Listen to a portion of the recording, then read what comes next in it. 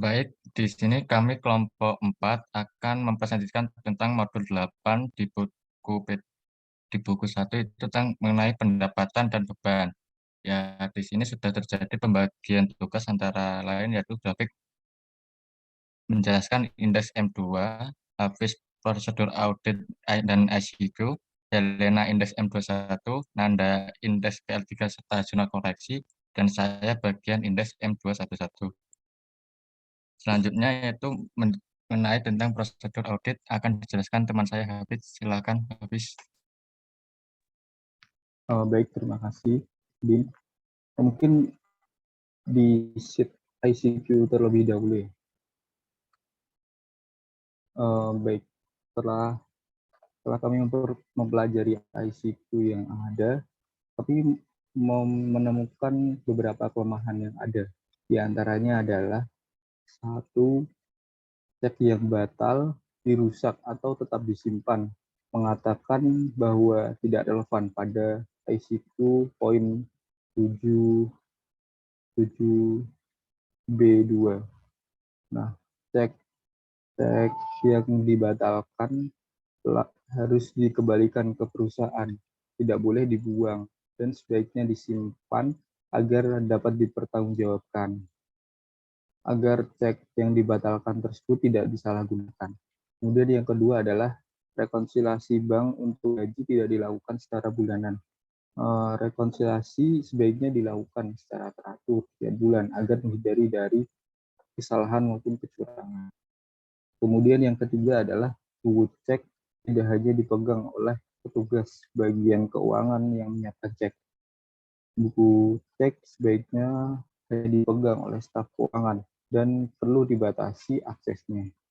Kemudian yang keempat adalah rekonsiliasi bank untuk gaji dilakukan oleh orang yang menyiapkan dan membayar gaji atau.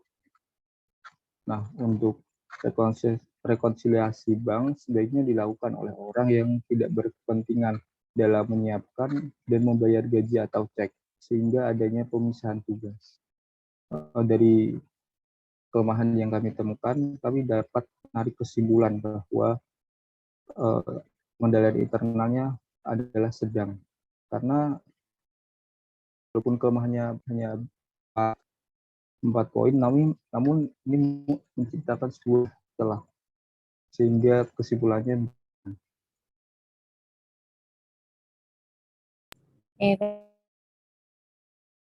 Mau menanya dulu mengenai kelemahan. Kemudian ini ya, kan di awal sudah memetakan atau sudah mengidentifikasi yang menurut kelompok kalian kelemahan-kelemahan di kontrol nanti audit depan itu.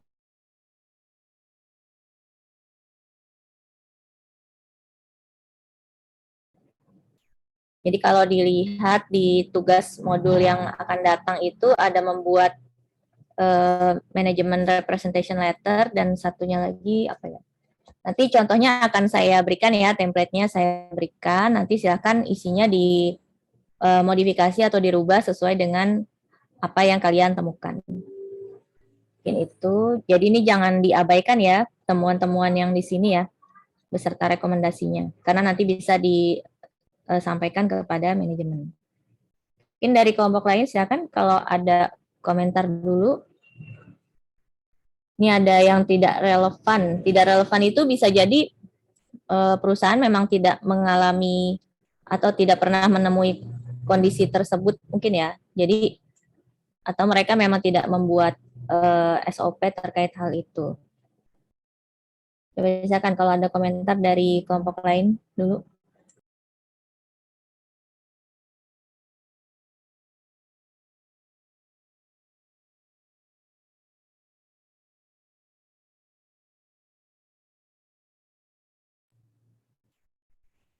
Silakan Anda yang mau berpendapat, mungkin dari kelompok mana? Kelompok 1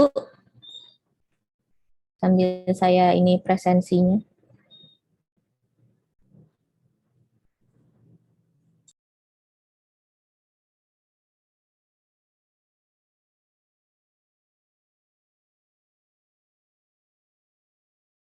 Kelompok 1 gimana?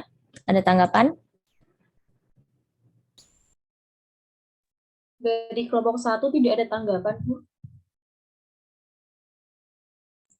Sudah ini ya, sama ya, menemukan, mengidentifikasi kelemahannya sudah sama. Iya, Bu, kurang lebih sama. Oke, baik.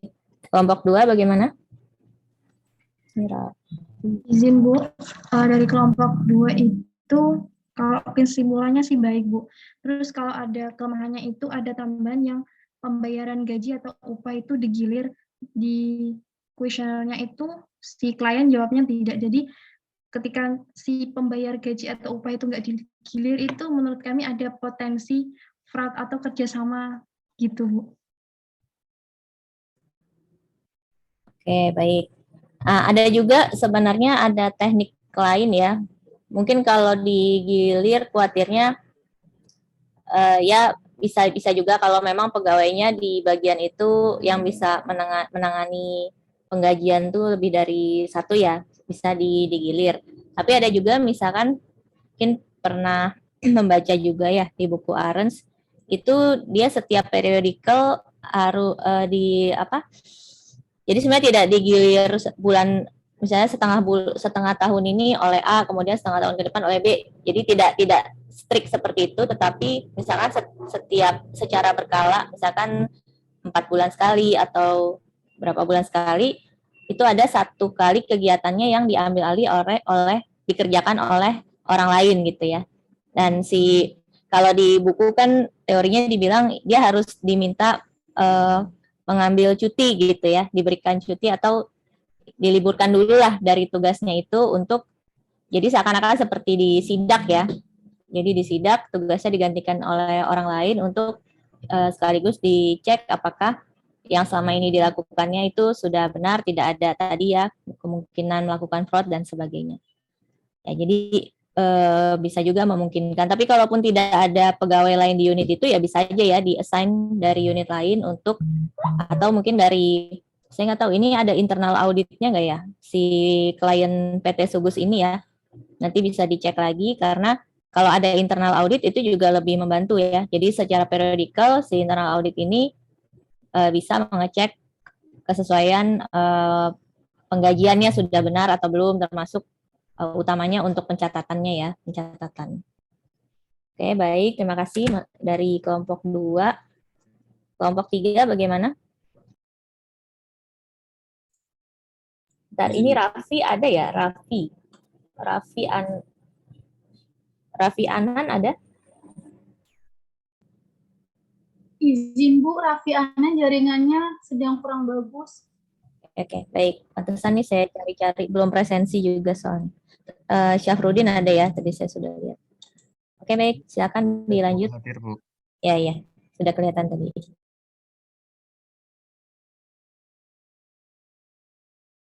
Mungkin tadi kelompok berapa? Bisa dilanjut aja deh mungkin ya untuk soal berikutnya. Silakan. Baik Bu, untuk selanjutnya adalah prosedur audit. Prosedur audit. Untuk yang pertama adalah siapkan schedule utama. Nah, ini kami sudah lakukan pada indeks PL3. Kemudian yang kedua adalah minta daftar beban operasi dan mencocokkan dengan yang ada di buku besar. Kami tidak melakukannya. Kemudian yang ketiga adalah lakukan uji kewajaran untuk melihat kewajaran fluktuasi setiap beban dan membandingkan data tahun lalu dan bulan-bulan sebelumnya. Kami lakukan tepatnya ada di modul sebelumnya juga ya, di indeks ARP 1.3. Untuk yang keempat adalah apabila ada kenaikan atau penurunan yang signifikan, perlu meminta penjelasan dari pihak manajemen, lalu mencocokkan antara penjelasan tersebut dengan bukti-bukti lain yang mendukung serta pembayaran.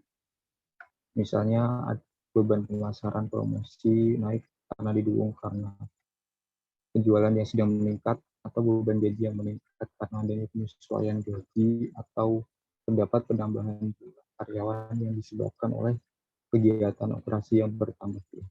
Nah, untuk prosedur ini kami juga lakukan pada modul sebelumnya juga di indeks RP 1. Untuk yang kelima adalah lakukan pencarian untuk mengetahui apakah ada beban yang belum dibebankan untuk tahun berjalan dengan melihat pembayaran setelah tanggal neraca, melihat kontrak atau perjanjian lainnya, serta meminta penjelasan dari pihak manajemen. Nah, untuk prosedur ini kami juga lakukan, ada prosedur ini juga sudah dilakukan pada modul sebelumnya juga. Untuk yang keenam adalah yakinkan bahwa semua beban operasi yang dibayarkan merupakan beban operasi yang telah diotorisasi oleh pejabat yang berwenang. Prosedur ini juga kami sudah lakukan, pada datanya ada di buku 1 halaman 186 sampai 196. Kemudian yang ketujuh adalah perhatikan beban yang harus dikapitalisasi. Nah, kami juga sudah lakukan, ada di buku 1 halaman 173. Kemudian yang ke-8 adalah lakukan sisa batas atau cut off yang tepat atas beban operasi yang dibebankan pada periode berjalan atau yang menjadi beban periode selanjutnya. Kami juga sudah lakukan, ada di indeks PL3. Kemudian yang ke-9 adalah periksa klasifikasi atas beban operasi sehubung dengan kelayakan penyajian dalam laporan keuangan, termasuk hubungannya dengan usaha perusahaan serta kesesuaiannya dengan prinsip akuntansi yang berlaku. Nah, kami juga sudah lakukan pada indeks PL3. Kemudian 10, yakinkan bahwa semua beban operasi yang mempunyai kewajiban perpajakan telah ditaati sesuai dengan peraturan perpajakan yang berlaku. Kami juga sudah lakukan di indeks PL3. Ke-11, untuk beban yang berhubungan dengan amortisasi atau penyusutan dari suatu aset, lakukan cross-check dengan akun tersebut. Kami juga sudah lakukan di indeks PL3. Kemudian 12, untuk beban dan pendapatan lain-lain, yakinkan bahwa pendapatan dan beban tersebut benar-benar terjadi di luar operasi perusahaan.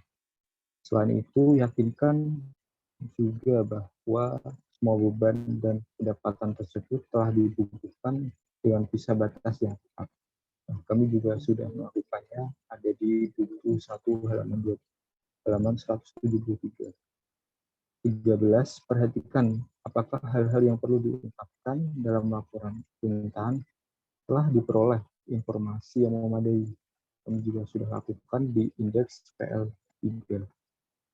Kemudian 14, buat daftar koreksi serta saran perbaikan yang diperlukan untuk pihak manajemen yang merupakan salah satu patokan dalam menilai mutu audit Anda. Kami juga sudah lakukan di indeks PL3, nanti ada di jurnal koreksi admin sendiri. Kemudian 15, tulis kesimpulan dan komentar hasil pemeriksaan yang informatif pada setiap kertas kerja pemeriksaan. Kami juga sudah lakukan, ada di indeks PL3. Mungkin itu aja, Bu. Ya, oke, baik. Ini pesan saya sih, ini prosedur-prosedurnya bisa diingat ya. Jadi kalau nanti ditanyakan apakah apa saja prosedur yang dilakukan untuk pendapatan dan beban gitu ya, kurang lebih bisa merefer ke prosedur yang ada di sini gitu. Oke, baik, silakan dilanjut Hafiz. Silakan berikutnya. Oh baik, untuk presentasi selanjutnya akan dilanjutkan oleh teman saya. Selanjutnya ada indeks PL3. Nah, untuk mendapatkan parenya ini dari jurnal koreksinya. Yang pertama, ada penghapusan piutang PT Orientasi sebesar 11 juta. Ini jurnalnya beban piutang terpagi pada piutang orientasi 11 juta. Ini didapat dari modul 2. Kemudian yang kedua ada penghapusan piutang PT Tempo sebesar Ini ini ke koreksinya dulu ya, sebentar. Maksud saya bisa melihat PL3-nya dulu kali, mengidentifikasi apa-apa saja. Jadi ini kan beban operasional ya. Beban operasional, kemudian ini arahnya kan nanti sebentar. PL3 kemudian M2 ya. Bisa disandingkan nggak ya? Maksudnya antara dua sheet itu kali disandingkan aja antara koreksi dengan Jurnalnya, Bu. ya, maksud saya kamu membahasnya atau gini, membahasnya itu berdasarkan ini aja nggak yang dari buku? Urutannya tadi di jurnal koreksi itu tadi urutannya dari Dari modul 2. ya dari itu ya. Maksud saya coba lihat dulu jurnal koreksinya. Kalau yang Nah, dari ini modul 8 di bawah. ya maksud saya kan di modul 1, di modul 8 ini kan juga ada beberapa keterangan gitu ya. Ini Ya, berarti membahasnya urutannya gimana nih? dari modul yang sebelumnya dulu, baru yang bawah-bawah ini dari modul 8. Oh gitu ya. Jadi meresum ulang ya dari yang sebelumnya dulu, baru yang ke bawahnya. Iya, Bu. Atau Ya, yang modul 8 aja. yang apa-apa yang sebelum-sebelumnya juga. Cuman enaknya itu yang antara PL3 sama jurnal koreksi sheet bisa disandingkan nggak ya? Jadi kamu keluarin dulu tuh si PL3-nya, copy ke sheet baru, terus nanti pas ngebahas sebelah-sebelahan gitu. Jadi antara jurnal sama PL3. Tapi kalau susah ya nggak apa-apa deh. Akan bisa.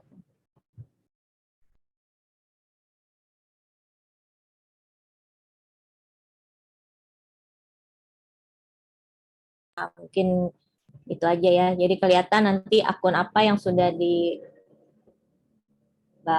dan sebagainya ya. Ya, silakan. Yang pertama tadi dari modul 2, kemudian yang kedua untuk penghapusan piutang PT Tempo sebesar 15 juta juga dari modul 2. Kemudian untuk koreksi atas pembelian Bukopin SP 1000 sebagai contoh promosi itu dimasukkan ke beban promosi pada persediaan barang jadi. Ini didapat dari modul 3. Kemudian untuk yang keempat ada koreksi atas bahan baku polivinil sebesar 90 kg yang dicuri itu dimasukkan ke beban lain-lain pada persediaan bahan baku. Ini juga dari modul 3. Dan yang kelima ada koreksi atas bahan penolong yang terendam banjir. Itu beban lain-lain pada persediaan bahan penolong. Ini juga modul 3. Kemudian Ya, yang kecepatan nih, kecepatan saya. Nah, gini, nanti kan terakhir itu ada, kan tadi ada tuh di prosedurnya itu merekap semua pare ya, kalau nggak salah ya. Tadi ada ya yang dibacakan ya prosedurnya. Nah, artinya kalau bisa ya, kan mereview lagi nih yang mulai dari modul pertama dulu ya. Mungkin modul pertama belum ya karena masih belum masuk ke siklus gitu. Dan maksud saya nanti kalau bisa ketika merekap semua pare itu dibikin nomor urut seperti Nanda nih yang di kolom H tuh ya. Jadi jurnal koreksi 1, 2, 3, 4 mulai dari yang modul yang dulu pertama kali sampai yang terakhir. Jadi nanti ketika ada pare keseluruhan ya kayak yang di kolom A sampai F ini, nah itu nanti coba nanti sebelum kolom D dan sebelum kolom E itu di-insert masing-masing satu kolom untuk memberikan nomor jurnal koreksinya gitu. Coba deh sekarang di-insert di D, sebelum D insert kolom ke kiri. Nah, itu dikecilin, jadi nanti ketahuan kan, misalnya 19,8 itu dari koreksi nomor berapa gitu. Kalau kayak gini kan agak bingung ya ngelihatnya ya. Mana tuh 19, berapa? Nomor 16 misalkan. Nah, tapi ini urutannya ini kan Kak, ini urutan 1 sampai sekiannya kan karena Nanda menuliskan ulang di sini ya, merangkum ulang. Kalau bisa sih urutannya sesuai dengan pengerjaan modulnya kemarin gitu ya. Jadi pasti modul yang dulu pertama kali kita apa sih? Misalkan penjualan, misalkan gitu ya, pasti dia nomornya tuh nomornya awal gitu. Habis itu modul apa? Misalkan modul pergudangan atau inventory. Maksudnya gitu ya. Jadi dibuat urut nomor-nomor jurnal koreksinya dan nanti di pare yang keseluruhan mungkin di pertemuan yang akan datang itu dikasihkan kode, nanti di sebelahnya F juga. Nah ya, dikasihkan kode untuk nomor jurnalnya. Jadi bisa gampang kita tahu itu ada reklas atau ada koreksinya dari mana gitu ya. Baik, ini yang gaji. Nah, mungkin berarti ini ngebahasnya dari yang kanan ikut ke kiri ya. Yang dari catatan pemeriksaan.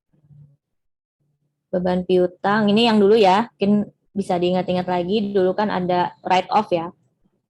Kalau PT Tempo, nah yang PT Tempo ini kan kemarin penyebabnya apa? Yang PT Tempo ini Uangnya dibawa kabur. ya, uangnya dibawa kabur salesman ya. Ini mungkin kita sepakati ya. Berarti kan sebenarnya masih, kalau dia masih punya harapan untuk mendapatkan pengembalian itu, misalkan masih mau dicari salesman-nya atau apa ya, mungkin masih bisa diakui sebagai piutang belum di write off gitu. Tapi kalau di sini berarti dianggapnya sudah tidak bisa tertagih mungkin ya. Nah, itu mungkin disepakati aja. Saya lupa waktu itu gimana ya akhirnya. Dulu yang presentasi terkait dengan piutang siapa nih? Kelompok siapa? Kelompok siapa dulu yang piutang?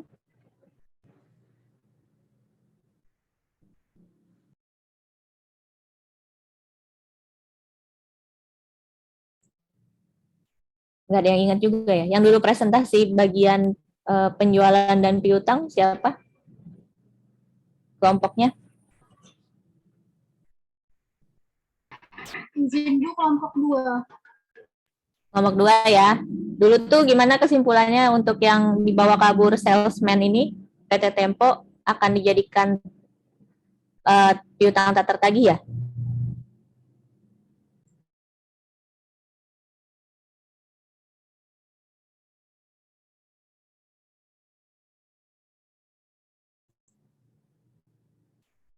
Atau kelompok yang lain gimana? Maksud saya disepakati aja biar nanti hasil akhirnya nggak beda-beda gitu ya.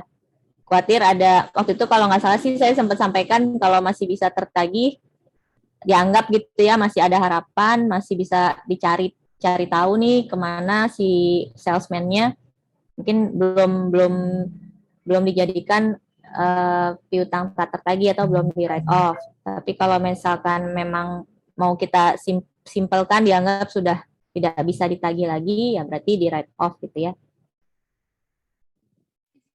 Kemarin untuk PT Temponya sudah dihapuskan, Bu. Oke.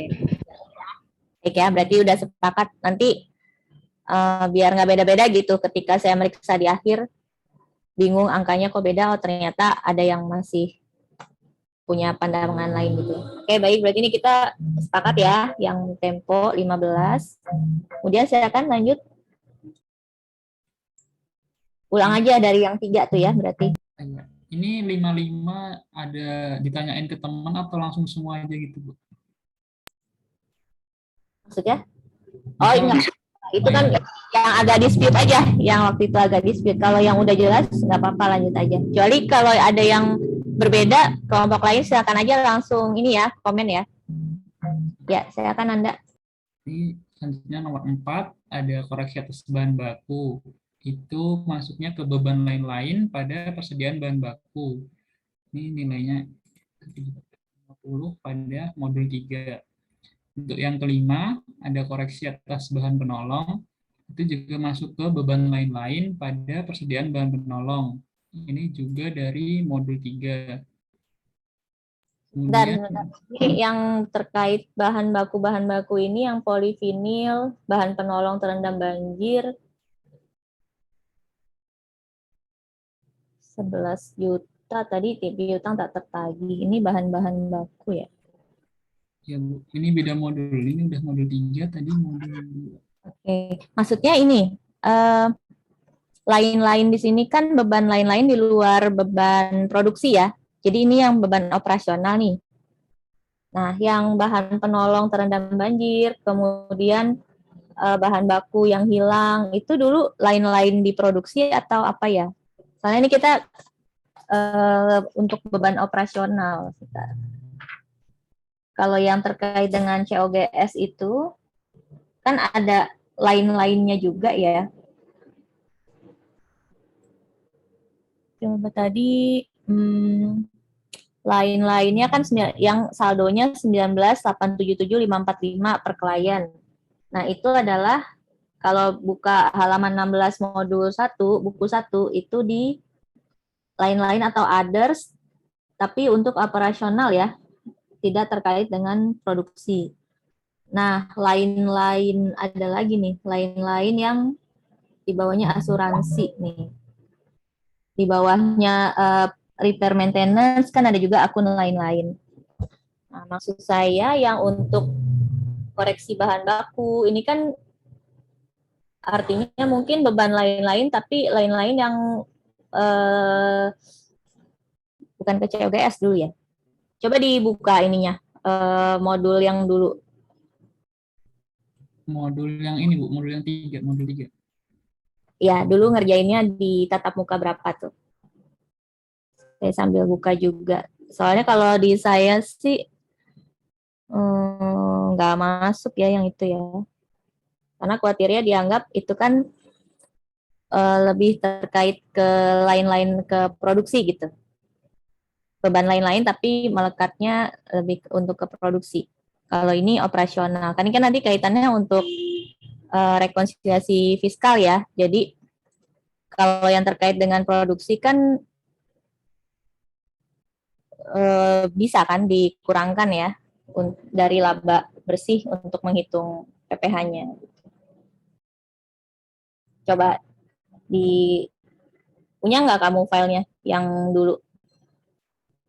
Yang modul 3-nya Bu. Ya, yang dulu tatap muka membahas ini nih, persediaan pergudangan ya, inventory ya. Sebentar, berarti saya share-nya yang modul 3.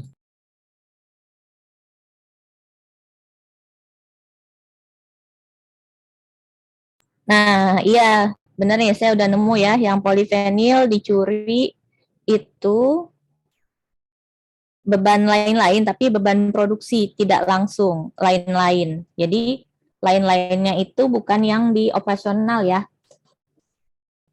Dikasih note aja yang untuk polivinil dicuri gitu. Persediaan hilang karena dicuri itu dia masuk ke namanya sih di sini beban produksi tidak langsung lain-lain. Jadi yang kode akunnya 55006 mungkin ya. Kan kalau di neraca saldo ada beban produksi tidak langsung FOH, tapi ada juga lain-lain di bawahnya gitu ya. Jadi nggak masuk ke yang operasional ini, lain-lain operasional. Jadi beban produksinya ya Bu? Ya, gitu. Jadi yang tapi di sini nah, artinya kan ketika ngitung, ini kan nanti koreksi fiskal kan mulainya dari laba ya. Nah, labanya itu sendiri kalau untuk segala sesuatu yang terkait dengan produksi itu bisa udah langsung bisa ngurangin kan laba bersih sebelum pajak kan untuk yang perhitungan PPh-nya gitu.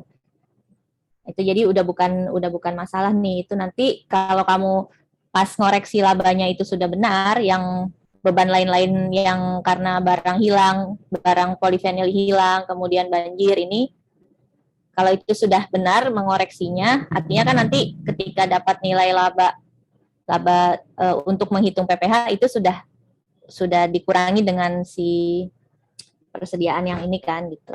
Nah, baru yang jadi isu adalah ketika rekonsiliasi fiskal nanti kan beban operasional ini ada nggak yang harus dikoreksi kan gitu ya.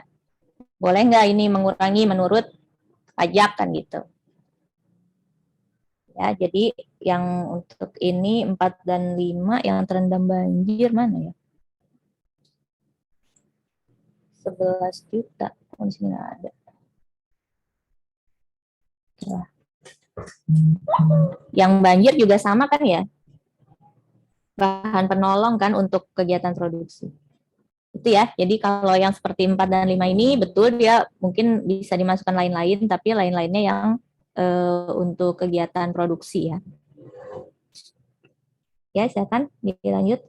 Atau ada komentar dulu dari kelompok lainnya?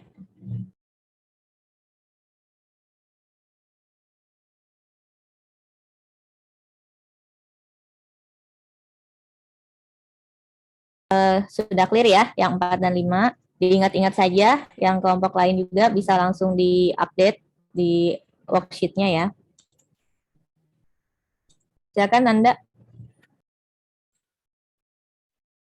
Kemudian lanjut ke nomor 6, ada perusahaan belum mencatat pembayaran administrasi bank CAP sebesar 25.000. Itu masuk ke beban lain-lain, tapi yang operasional ada beban CAB sebesar 25.000, ini dapat dari modul 4. Kemudian nomor 7 ada Sama ini, bentar, maaf saya salah ya. Ini lain-lainnya kan kesannya akan jadi banyak ya. Jadi sebenarnya kalau di kolom parenya itu bisa didetailkan aja ke bawah dulu gitu ya.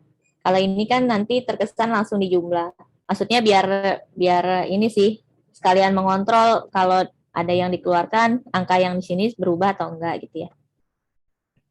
Untuk nanti perbaikan di pekan depan, kalau untuk satu akun itu beban lain-lain misalkan banyak koreksinya ya, lebih dari satu jurnal, itu bisa ditambahkan aja row ke bawah terus gitu ya, didetailkan dulu seperti itu. Ya. Oh, yang Yes. di parenya ini, Bu. Ya, nah misalkan nanti bisa di-insert lagi row-nya ke bawah. Jadi lain-lain tuh apa aja sih? Oh, ada beban kalau ini administrasi bank misalkan mau dimasukkan ke lain-lain, atau ada nggak sih biaya bank gitu? Nggak ada ya, di neraca saldo nggak ada ya biaya bank ya, jadi nggak apa-apa langsung lain-lain, tapi bisa lebih jelas gitu apa aja isinya. Oke, silakan lanjut. Yang ketujuh ada perusahaan juga belum mencatat pembayaran atas biaya cek atau administrasi bank sebesar 23.000. Masuknya ke biaya administrasi pada Bank Lopo. Ini juga dapat dari modul 4. Kemudian yang ke-8 ada koreksi untuk pembelian sewa pada ruko PT Betawi Land. Ini masuknya ke beban sewa pada sewa dibayar di muka PT Betawi Land sebesar 5 juta. Didapat dari modul 5. Kemudian yang ke-9 ada koreksi pembebanan sewa pada ruko Bapak Haryo. Ini pada beban sewa pada sewa dibayar di muka Bapak Haryo sebesar 1.666.667. Kemudian yang ke-10 ada Di parenya di sebelah kiri Ibu. sewa itu masih kosong. Oh, Ibu. Belum masukin ya? Iya. Ya. Dua ini ya, belum dimasukkan. Ya. Nah, makanya kalau misalkan ini didetailkan gitu kan ketahuan, kayak lain-lain tadi kalau didetailkan ke bawah ketahuan ya nanti mana yang belum di post ke situ gitu ya, padahal di jurnalnya sudah bikin tapi kelupaan misalkan gitu. Jadi misalnya kayak gini ya Bu, 8, 9 terus. Ya, gitu ya, lebih jelas kan.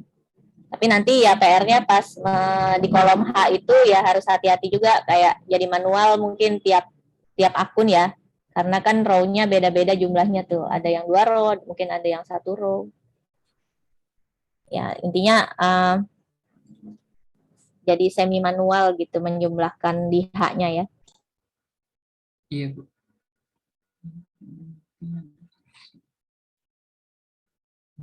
Dan yang ke-10 ada koreksi atas pencatat pembebanan asuransi. Beban asuransi dan asuransi pada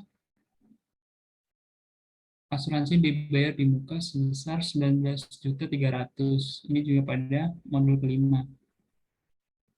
Kemudian Yang asuransi ini apa ya? Bisa modul 5 tuh yang mana? modul 5. Modul 5 tentang apa? Masih ini ya, dibayar di muka ya? Beban dibayar di muka ya?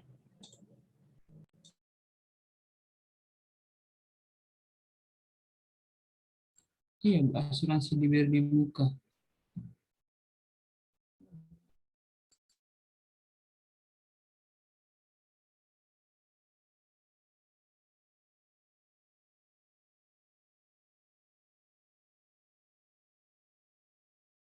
Ini kan bicara bebannya ya.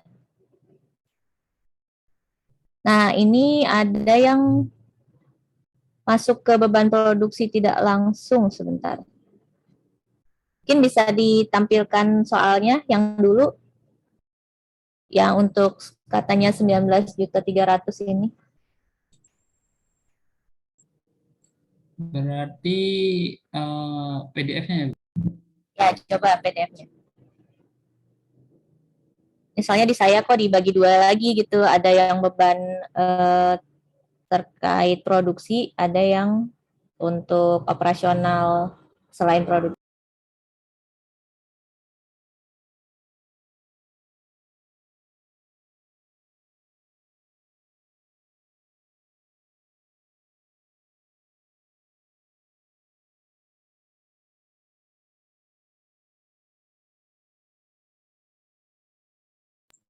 Oke, yang ini ya, yang ada bangunan, perabot peralatan kantor, kendaraan bermotor, itu ya, persediaan itu ya maksudnya ya. Nah, di sini, mana belum di share screen. Udah kelihatan, Bu? Ya, ini ya, yang ada nomor polisnya ini maksudnya ya. Nah, dari sini, kita ini kan sekali lagi ya, karena bicara yang untuk operasional di luar produksi, artinya mungkin di sini kalau untuk aset-aset yang terkait produksi bisa dipisahkan nih untuk beban asuransinya. Jadi yang bangunan, asumsinya bangunan ini kan pabrik gitu ya, untuk terkait dengan produksi. Kemudian persediaan, apalagi ya, persediaan. Dan kalau di saya sih, ini yang peralatan kantor ini juga masih diasumsikan melekat ke produksi nih. Jadi yang masuk ke beban asuransi untuk beban asuransi yang untuk operasional ini itu cuman yang kendaraan bermotor ya.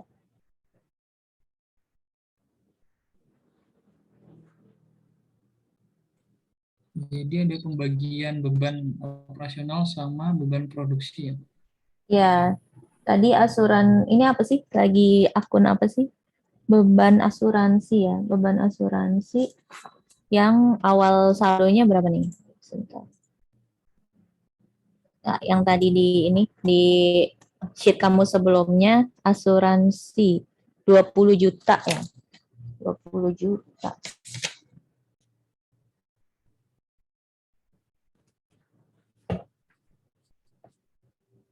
Asuransi yang 20 juta.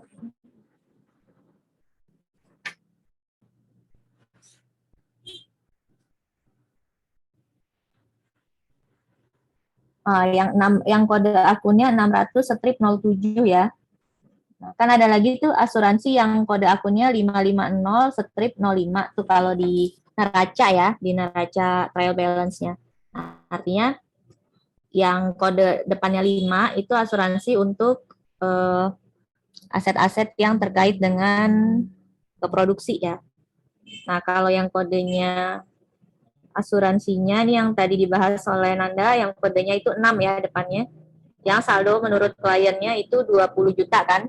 Sudah bisa balik ke mana? sheet-nya lagi.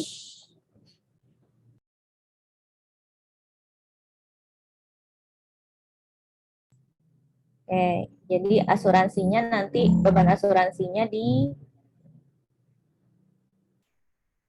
nah itu enggak 19,3. Jadi yang bisa masuk ke sini asuransi yang terkait kendaraan bermotor. Ada nggak rinciannya dari 19,3 juta itu?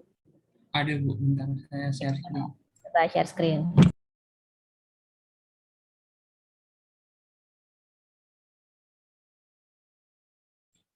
Ini Bu, berarti cuma yang 1.750.000 ini Bu. Ya, ya. Jadi hanya yang 1.750.000. Ya, diingat-ingat ya yang kelompok lain. Untuk yang final minggu depan itu biar nggak salah akun lagi ya. Nanti dikasih note aja yang bangunan perabot itu dia asuransi tapi yang kodenya yang ini nih. Yang depannya 550/05 ya. Oke. Ya, sudah dilanjut.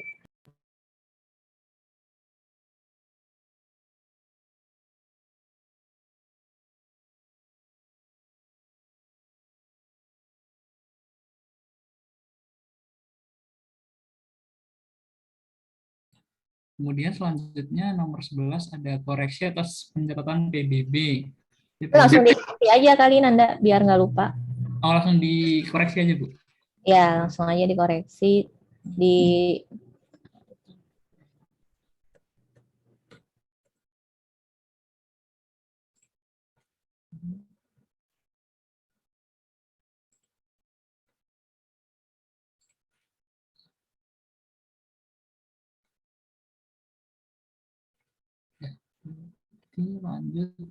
Lanjut ke 11 ya. ya silakan. Koreksi atas penyataan PBB masuk ke beban lain-lain pada bangunan dan nah kalau yang ke 11 bangunan ini ke operasional ya Bu. Ya, sudah benar. Kemudian yang ke-12 ada koreksi atas penyataan pembelian kendaraan bermotor leasing. Bunga tidak dimasukkan ke aset tetap. Ini beban bunga pada aset tetap pembiayaan sebesar 9.327. Kemudian yang ke-13 ada koreksi atas penetapan PPNBM dan beban lainnya diakui sebagai peralatan kantor. Karena itu harus ada koreksi peralatan kantor pada beban lain-lain sebesar Rp9.890.000. Kemudian untuk yang ke-14 ini dapat dari modul 7. Kemudian yang 14 ada jurnal untuk mencatat akumulasi penyusutan aset tetap sewa pembiayaan. Itu jurnalnya beban penyusutan pada akumulasi penyusutan aset tetap sewa pembiayaan sebesar 22.003.167. Ini juga dapat dari modul 7. Kemudian yang ke-15 ada koreksi atas pencatatan depresiasi aset tetap tahun 2018. Ini untuk akumulasi bangunan dan prasarana, kendaraan bermotor, dan peralatan kantor pada beban penyusutan. Ini dapat dari modul 7 kemarin. Kemudian yang ke-16 ada koreksi pengklasifikasian akun beban. Itu masuk PPH pasal 21. Ini beban gaji pada beban lain-lain. Ini dapat dari buku 1 halaman 173. Yang mana itu ya? Ini saya share ini ya Bu, modulnya. Ya, sebelum itu coba naik yang ke atas tadi yang leasing saya nggak ada ya. Ya, bunga tidak dimasukkan, beban bunga. Kendaraan bermotor leasing 9327. Itu modul apa tuh ya? Yang leasing aset tetap ya? Iya Bu, siklus perolehan dan pembayaran aset tetap.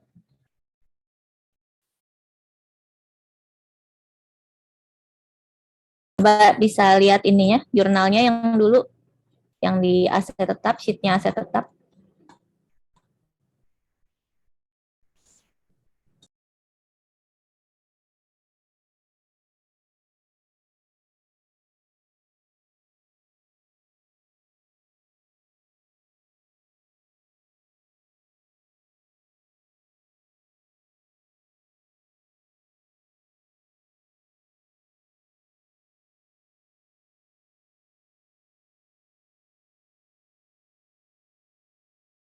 Iya, 9327 ya, beban bunga untuk bunga leasing. Oke, sebentar.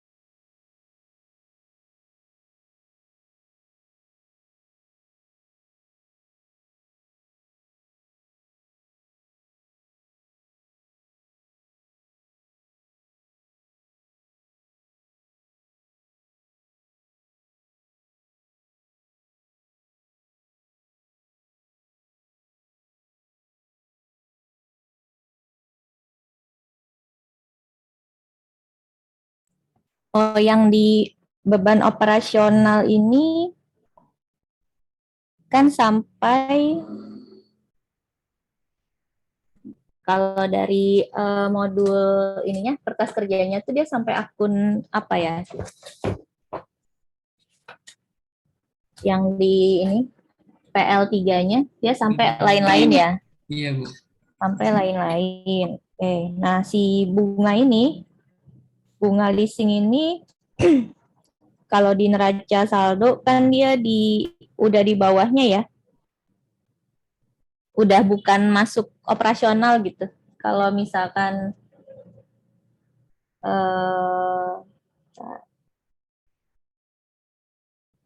masuk sih ya beban lain-lain neto ya. Laba usaha, pendapatan, beban lain-lain, rugi valuta asing, pendapatan bunga, beban bunga. Beban lain-lain neto. Beban bunga. Kalau di ini nggak masuk, kenapa ya? Sebentar.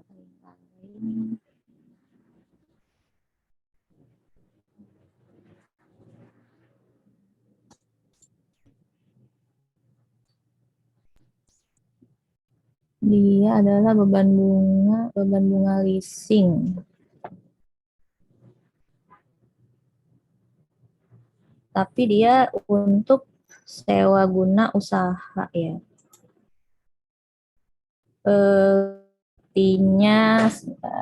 Sepertinya ini kan bukan operasional dia yang utama ya. Dia kan utamanya jualan apa sih? Farmasi kan ya. Si PT Sugus ini kan bergerak di farmasi. Kemudian ketika dia ini dulu apa sih sewa guna usaha ini saya lupa yang sama PT Ciptaning itu ya. Kemarin dia bentuknya apa sih sewa guna usahanya nih?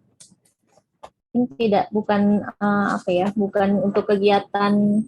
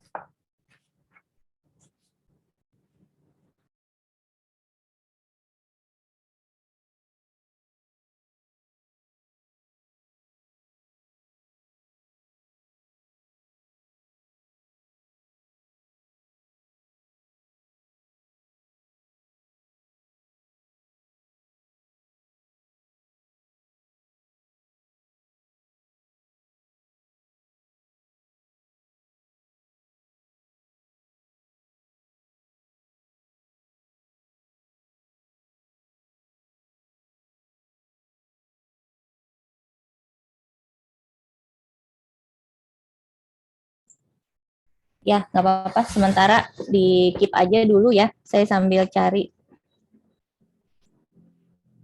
kenapa di sayanya sih nggak muncul gitu. Kalau yang untuk bunga ketika dia sewa pembiayaan. Ya, dikasih note aja dulu ya, tapi sementara nggak apa-apa dimasukkan. Kemudian kalau yang 9890, iya oke. Terus penyusutan, iya. Nah, kemudian ini ya, yang 15 nih kali ya. Yang 15 nih, depresiasi aset tetap. Nah, ini sama, jadi yang dimasukkan di sini yang kendaraan bermotor ya. Itu angkanya udah benar ya, 176. 176.181. Kalau kelompok kami kemarin begitu, Bu. Cuma kalau ada perbedaan, Yang kemarin ngerjain siapa nih? Yang presentasi kelompok mana kemarin? Kait aset tetap ini ya?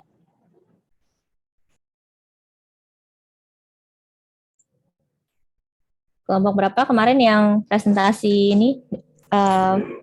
Penyusutan kendaraan bermotor? Izin Bu, saya Bu. Kelompok Ya, 3. kelompok 3. Berapa ini kemarin hitungannya? Yang kendaraan bermotor ya Bu. Sebentar Bu. 168 juta Bu. 181.600. 168, beda lagi. Coba dihitung-hitungannya bisa gantian ya. Coba tolong share screen bisa Andi. Bentar ya Nanda ya, kita coba cek. Maksud saya biar sekalian disamakan gitu. Biar ujungnya nanti nggak beda-beda.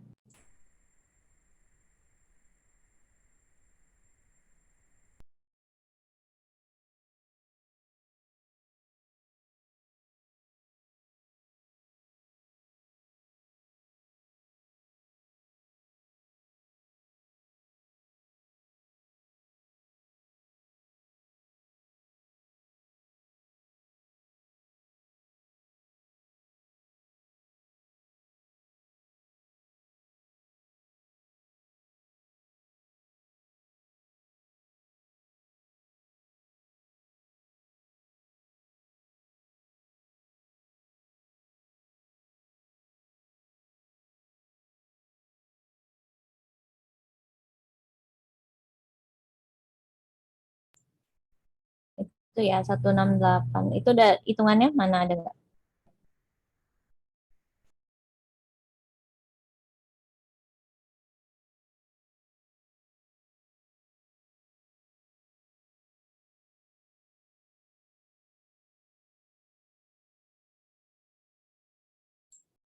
Ini Bu, untuk hitungannya Bu.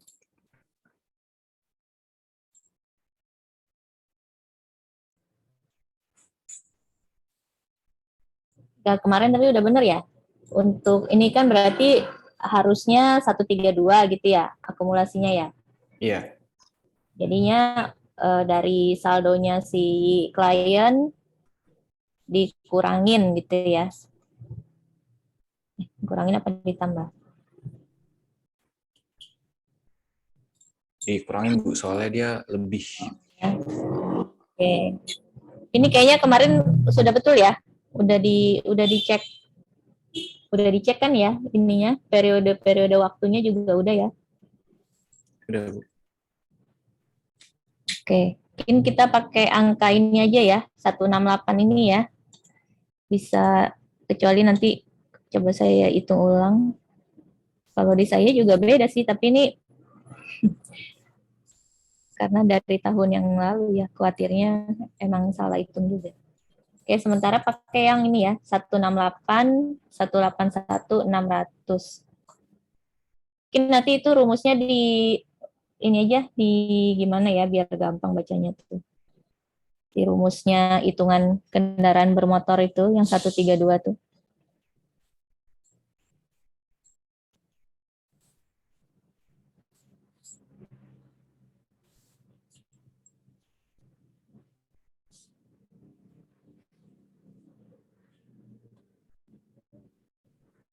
Ya, nanti ini di-share aja deh file ini, koreksi J-nya ke WA group ya. Jadi yang kelompok lain bisa ngelihat nanti rumusnya kalau mau menghitung lagi. Buktinya kan tadi masih beda tuh yang kelompoknya Nanda ya. Oke, udah Nanda ya, udah dicatat yang 168-nya ya. Sudah, Ibu. Oke, nanti rincian hitung-hitungannya kita cek ulang. Nanti Andi di-share di WA group. Ininya aja, sheet yang koreksi J-nya aja tuh. Oke, makasih ya. Baik, Bu. Nah, dilanjut Nanda.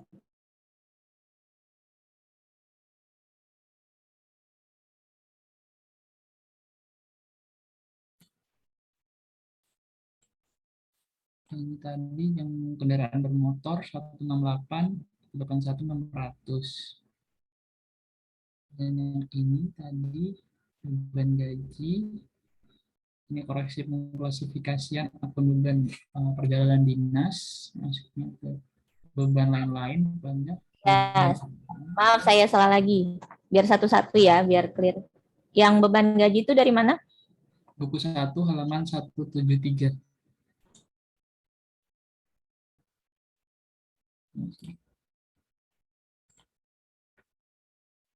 Tuh.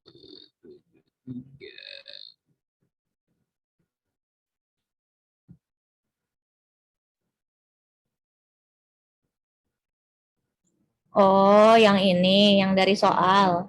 Ya, Bu. Di beban lain-lain.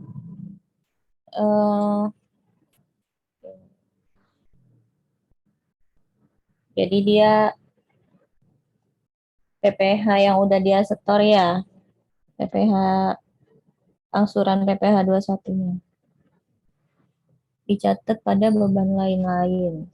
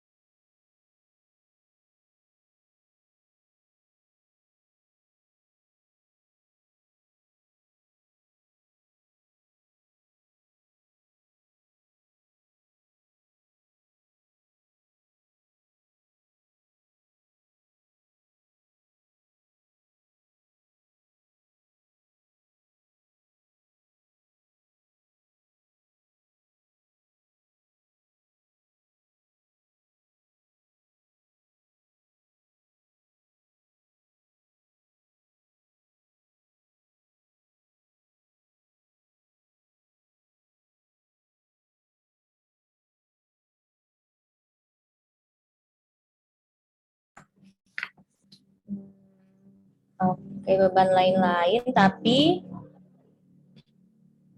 ya karena nggak ada akunnya sendiri ya untuk yang khusus untuk beban gaji PPH-nya karyawan ya. Tapi gini, maksudnya gaji ini kan ketika menghitung laba sebelum pajak, beban gaji ini kan di masuk ya.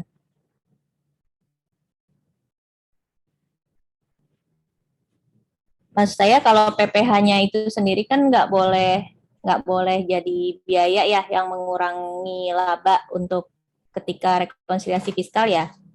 Betul ya? Si PPH 21-nya kan.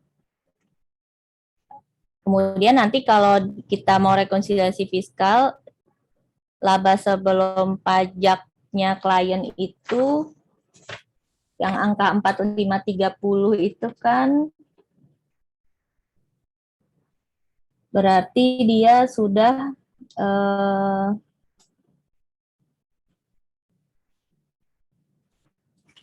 termasuk perhitungan gaji kan gitu ya. Nah, kalau gajinya mau dimasukkan ke PPH 21-nya karyawan mau dimasukkan ke beban gaji, artinya nanti pas rekonsiliasi fiskal dikeluarkan lagi gitu ya. Ya kan? Seperti itu nggak nanti rekonsiliasi fiskalnya?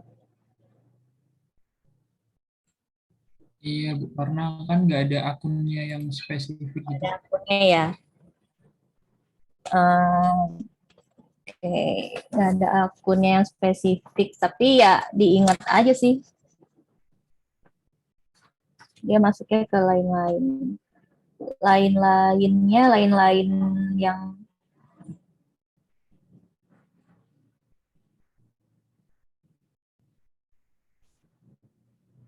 atau dia kesejahteraan karyawan ya. Mungkin bukan beban gaji ya, masuk ke, tapi tetap aja sih ke kesejahteraan karyawan nanti harus di 1987 ya.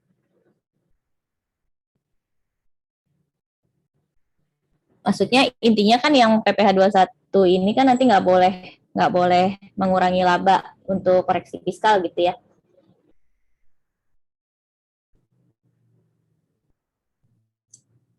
Tapi kayaknya kalau nyatet tuh bukan beban gaji deh ya kalau untuk PPh-nya ya. Kurang tepat kayaknya ya, masuk ke beban gaji. Gaji kesejahteraan karyawan. Bentar.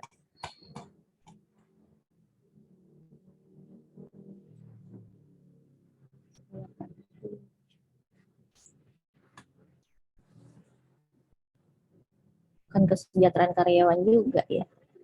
Atau yang sebenarnya yang ini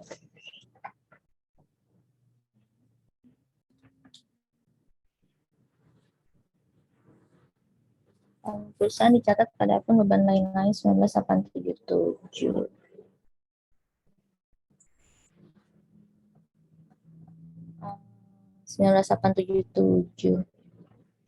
Kayaknya sementara biarkan aja deh di yang lain-lain ya.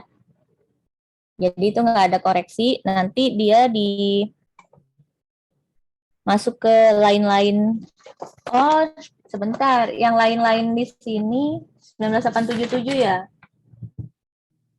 Ada nih, udah ada akunnya nih di bawah amortisasi. Kalau lihat neraca saldo halaman 16 itu kan ada akun 600/17 kepala 6. Nah, itu lain-lain kan. Nah, lain-lainnya itu angkanya sudah 19.877.545 ya. Oke, jadi pakai aja akun itu. Tambahkan aja nih kalau di template-nya. Template-nya udah sampai lain-lain kan ya?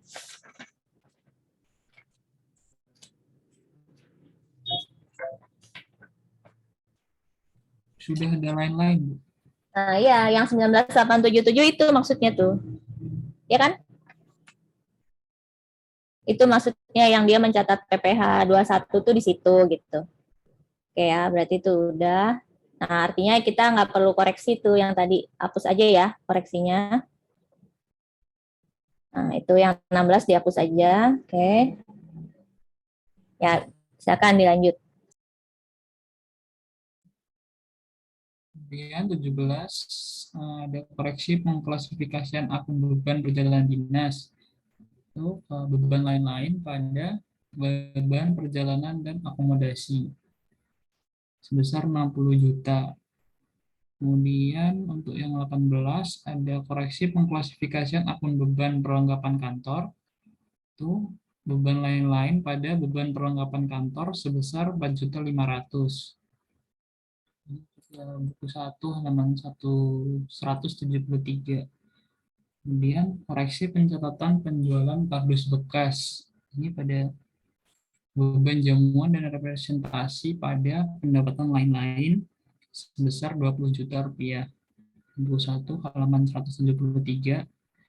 Dan yang terakhir ada koreksi pencatatan biaya berobat untuk karyawan.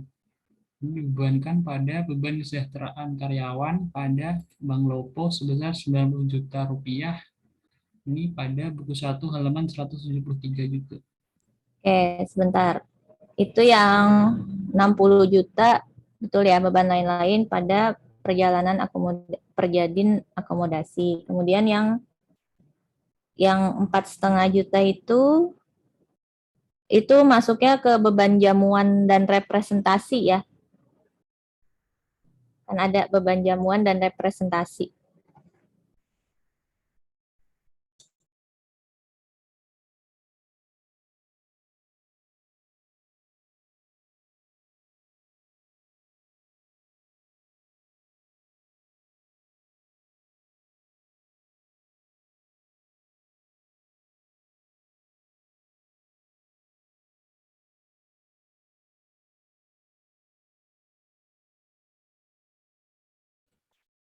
Beban zaman dan representasi pada beban perlengkapan kantor. Ya, oke. Ya, betul. Kemudian yang 19 betul. Biaya berobat.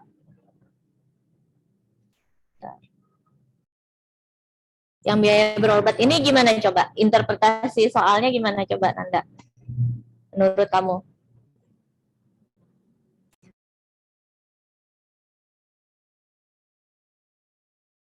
Coba bisa di-share ini soalnya dulu kali.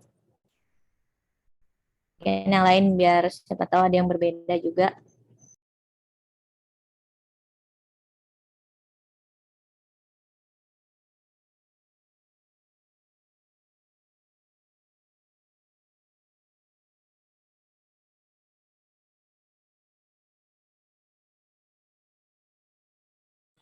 Ini kan tanggalnya 5 Januari tahun 2019 itu 100 juta rupiah ya Bu. Ini kan beban tahun 2018. Ini tuh baru diakui sebesar 10 juta rupiah. Jadi kira-kira masih 90 juta rupiah gitu.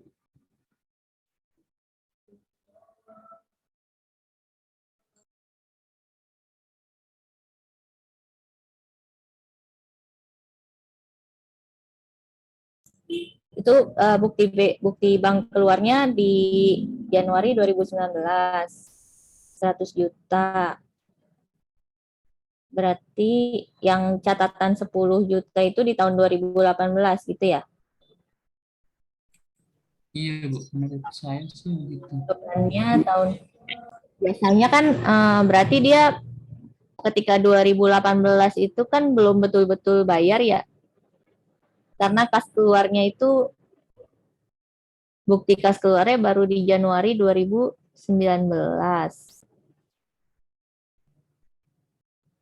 Tapi enggak, tapi kalau dia yang 10 juta berarti sebenarnya udah bayar ya 10 juta ya.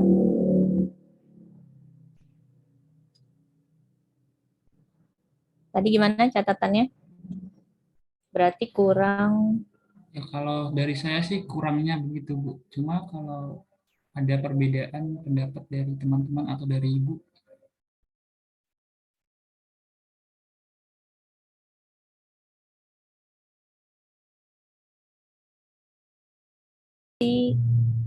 Kalau masalah ini berarti masalah angka ya. Ini apa salah harusnya sama-sama 100 juta apa? Masuk akal nggak? Ini dia udah keluar, ini kan udah catat buku bank. Buku banknya udah berkurang. Cash in banknya udah berkurang 10 juta. Tapi tahun 2019 bikin bukti bank keluarnya 100 juta.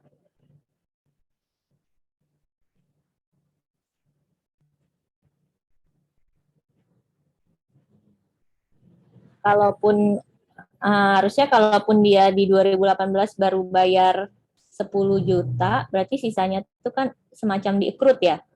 Accrued expense gitu ya.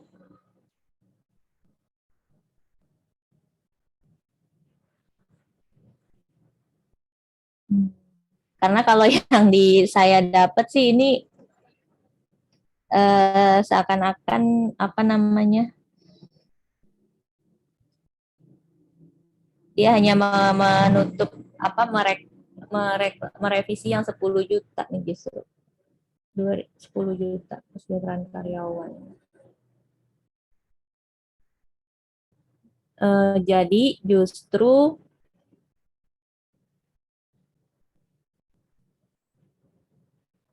memang di situ statementnya beban tahun 2018, tapi dibayarnya baru PBK-nya itu kan benar-benar bukti bank keluarnya ya. Bukti bank keluar itu baru terjadi di Januari 2019. Di 2018 dia mencatat kesejahteraan karyawan pada bank, padahal BBK-nya itu baru keluar di 5 Januari. Harusnya kalau secara aturan prosedur di sistemnya harusnya ya dia bisa catat itu ada bank keluar berdasarkan bukti bank keluar kan gitu ya. Ya kan? Dia baru bisa menginput di bagian accounting gitu kan. Accounting itu kan berdasarkan ini ya. Salah satunya berdasarkan dokumen ya. Ketika ada bukti bank keluar baru dia nginput nih kredit Bank Lopo sebesar sekian. Artinya kalau ini dia 2018 tidak ada keterangan bukti bank keluar, tapi dia sudah nginput. Aturan kalaupun itu beban dan belum dibayar, bayarnya baru 2019, itu kan dicatatnya sebagai hutang lah ya, bukan langsung ke bank ya. Atau kita yang mikirnya terlalu kompleks ya. Jadi cuma reklas yang 10 jutanya aja atau gimana? Nah itu antara dua sih, apakah ini ada salah typo, harusnya sama-sama 100 juta atau memang ini benar 10 juta. Tapi kalau artinya kan sebenarnya dia belum bisa ya, belum bisa ketika belum ada bukti bank keluar kan harusnya dia belum bisa ini ya. Ya, soalnya BBK-nya keluarnya masih tahun depan. Ya BBK-nya tahun depan. Meskipun itu memang mungkin dia pengobatannya itu betul gitu ya mungkin di Desember 2018 misalkan dirawatnya memang 2018 tapi dibayarkannya masih di Januari 2019 betul-betul uang keluarnya. Makanya menurut saya kalau kayak gitu kan harusnya dicatat sebagai hutang dulu gitu kan ya, nggak langsung ke bank kan. Kalau secara akuntansi yang betulnya ya, benar nggak seperti itu? Hutangnya dulu gitu kan, dicatat aja dulu sebagai hutang. Oke, gimana tadi kalau jurnalnya Nanda? Yang lain ada masukan? Coba kita lihat dulu. Tadi jurnalnya Nanda gimana?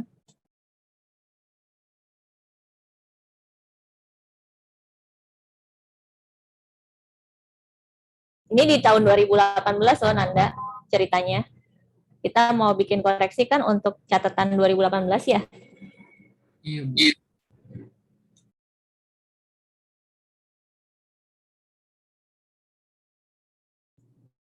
BBK-nya baru 2019 ya? Berarti kalau yang itunya harus reklasnya 10 jutanya aja berarti, Bu. Kalau yang Perlu dicatat sama sekali gitu ya? iya. Gimana coba ya kelompok yang lain? Silakan kalau ada yang mau berkomentar.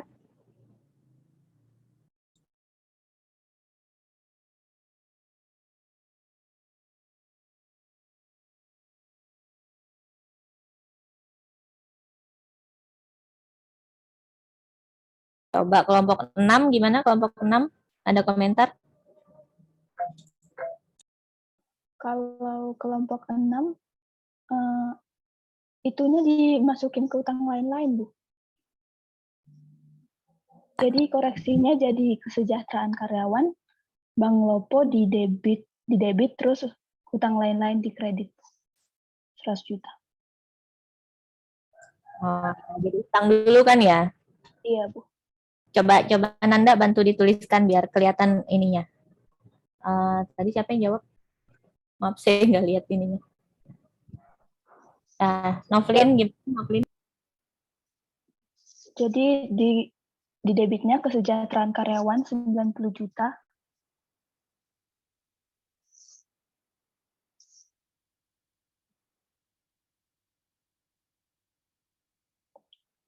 Terus Bank Lopo juga di debit 10 juta.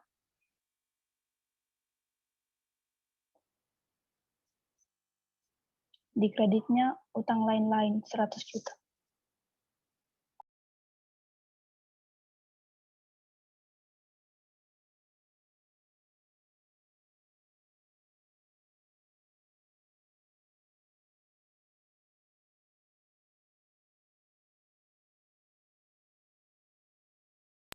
Oke, makasih Novelin. Jadi apa sih tadi soalnya?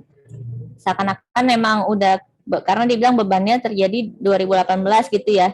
Jadi tidak pakai accrued lagi ya, langsung masuk ke kesejahteraan karyawan tapi pada hutang. Nah, sekarang nanti ini sedikit untuk itu ya, nanti masuk ke koreksi fiskalnya nih. Kalau biaya, ini kan biaya berobat ya. Biaya berobat ini atau kesejahteraan karyawan, kalau di rekonsiliasi fiskal boleh mengurangi laba atau enggak nih, Nanda?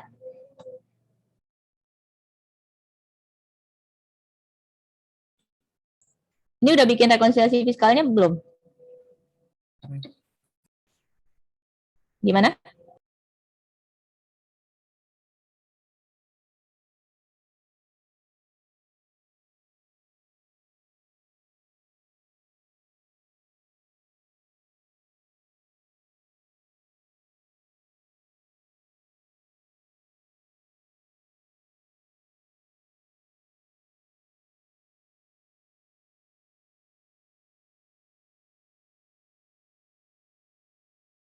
Belum ya, berarti ya? Belum kayaknya, Bu. Oke, karena emang di situnya nggak diminta ya. Berarti nanti tugas lanjutannya sebelum masuk ke pekan depan gitu ya, menyelesaikan rekonsiliasi fiskalnya nih. Ya paling nanti nih, mungkin tanggapan dari satu kelompok lagi ya, antara yang tadi masukan dari kelompok 6 Novelin. Silakan kelompok yang lain, kelompok berapa nih? Nanda kelompok berapa sih? 5 ya? Kelompok 4, Bu. Oke, kelompok 5, Aksa dan kawan-kawan bagaimana?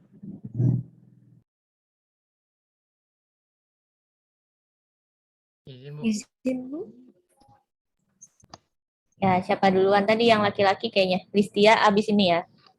Siapa tadi? Kalau kelompok 5, Bu, sama dengan kelompok 4, Bu, jurnalnya, Bu. Beban kesejahteraan karyawan terhadap Bank Lopo, Bu. Apa ya? Oke. Ya, baik. Tadi Listia satu kelompok ya? Iya, Bu, satu kelompok. Oke, kelompok 3. Kelompok 3 juga sama, Bu, seperti kelompok 4. Jadi semua langsung dianggap kurang catat gitu ya bebannya ya? Iya, Bu, kurang catat 90 juta. Tapi tadi itu bukti bank keluarnya kan baru di Januari. Berarti gimana tuh asumsinya?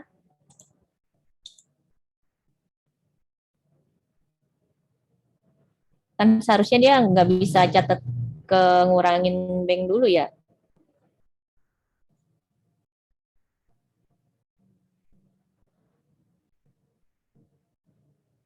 Baik, kelompok kita di kelompok 3, kelompok 2.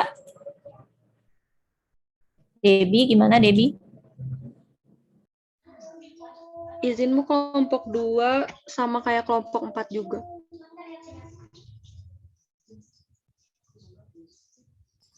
Kemudian kalau tadi misalkan ada yang saya pertanyakan itu ya, bahwa bukti bank keluarnya kan 2019 tuh.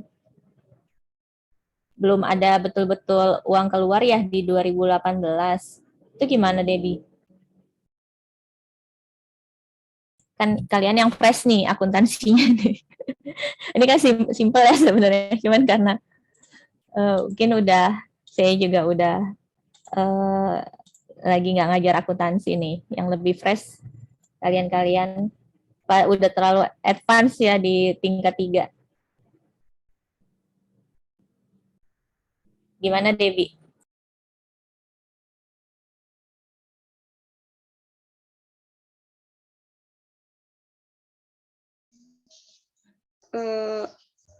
Sebenarnya yang PL3 ini yang ngerjainnya bukan saya, tapi kalau di sini penjelasannya sebelumnya itu udah dicatat 10 juta. Terus kalau 10 jutanya diasumsikan dicatat pada 2018, tinggal nambah 90 juta di koreksiannya. Terus kalau 10 jutanya diasumsikan dicatat pada 2019, nambah 100 juta untuk koreksiannya, Bu, gitu. Iya, iya. Karena soalnya juga kurang jelas ya, itu dia jurnalnya tuh jurnal kapan gitu ya, Debbie ya. Makanya Ya, yang ngerjain ngasih 2 asumsi itu ya. Iya. Oke ya, baik, makasih. Oke, jadi udah ada 2 pandangan sih ya. Tapi kalau saya sih lebih condong ke diakui sebagai hutang dulu ya, karena kan realnya itu sebenarnya belum, bank keluarnya itu baru di 2019 kan gitu ya. 2019. Jadi sebenarnya kan intinya kalian sama ya, menggenapkan beban kesejahteraan itu dari 10 ada yang bocor. Sebenarnya intinya itu, cuman apakah mau langsung dikeluarkan ke bank atau jadi hutang dulu gitu. Jadi kalau saya lebih condongnya ke pendapat Novelin ini ya, karena belum betul-betul keluar gitu ya. Nah, cuman nanti berarti kan ada akun banknya, nanti ada yang harus dikoreksi lagi ya, tambahan ya. Oke. Mungkin sementara itu ya. Ya intinya kan sama, menggenapkan dari 10 menjadi 100 si beban kesejahteraan karyawan. Cuman masalahnya apakah dia 100 itu bukti bank keluarnya kan baru 2019. Artinya di tahun 2018 apakah tepat langsung mengakui bahwa ada pengurangan cash in bank sebesar 90 juta kan gitu ya. Atau dicatat sebagai hutang dulu, nanti baru ketika betul-betul dibayar di 2019 baru dikreditkan ke bank. Oke, mungkin itu. Kemudian ada lagi, Nanda, masih ada lagi koreksiannya? Ada yang terlewat? Sebentar. Oke. Nah, ini sekarang dari kelompok lain mungkin ada yang ada yang mau ditambahkan untuk koreksi jurnal-jurnal koreksian. Ada di situ dikatakan ada beban jasa profesional ya.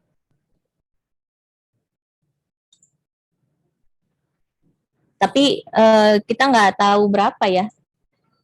Ya kan, yang di soal kan ada tuh PPh 23-nya belum dibayarkan kalau nggak salah untuk jasa akuntan. Kalau jumlahnya beban jasa profesional kan kita tahu ya, saldo menurut kliennya berapa? 20 juta ya. Sini. Oh, ini bagian yang tempat lain ya. Oh, ya itu udah ada 400.000 ya. Oke. Oh, ini masuknya beda indeks ya. Oke, nah terus itu kemudian sebentar. Kalau yang hutang pajak juga nanti di ini ya, di indeks yang lain ya. PPh 21. Oke, nanti aja. Berarti ini tinggal satu lagi.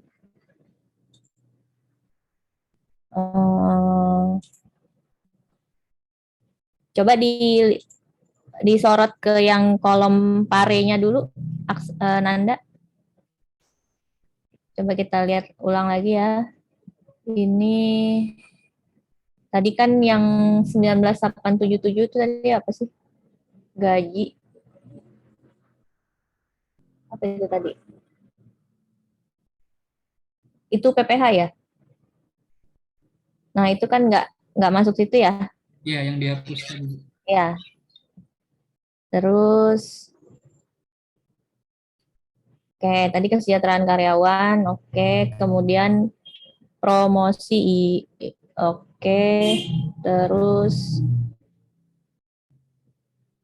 oke, perjalanan dinas ini menurut saya ada yang kurang ya, coba ditandain dulu di debitnya. E6 ya, dikasih warna aja tuh, E6, terus Bensin juga menurut saya ada yang kurang. Nanti jasa profesional, kalau apa namanya, jasa profesional kan katanya apa sih? Belum melakukan pembayaran kewajiban PPh 23-nya doang ya? PPh 23. Oh, berarti kalau PPh 23-nya nanti nggak masuk di Pares ini ya? Ya, masuk di M2, Bu. Iya, di Pares ininya nggak masuk dia ya? Nggak masuk, Bu. Jasa PPh 23. Kemudian asuransi sudah, jamuan representasi cuma 20 juta ya, sebentar. Tadi ada yang belum ditambah, Bu. Ya, yang ini kan, yang apa tadi? Yang beban lain-lain tadi belum. Yang handphone ya?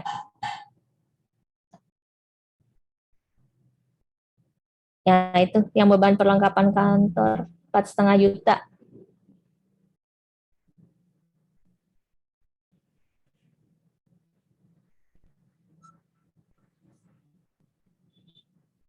Setengah juta sama 20 juta ya.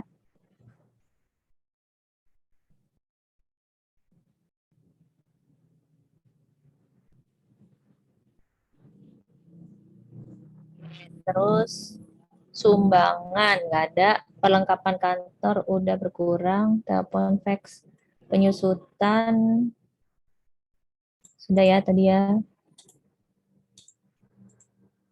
Terus piutang tidak tertagih,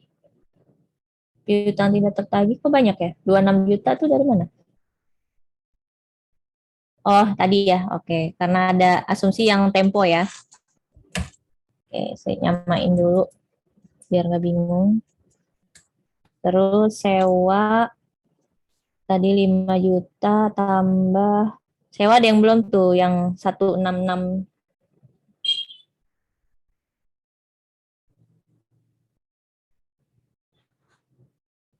Terus bank ya, bank, biaya bank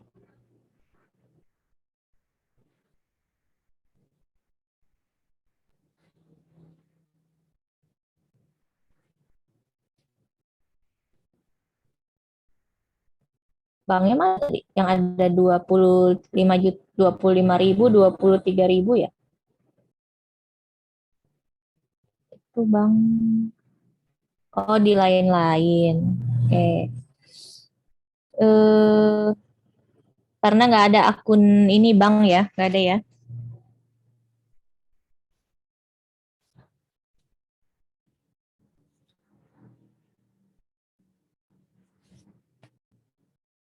Nanti lain-lainnya didetailkan. Terus lain-lain itu tadi apa aja sih?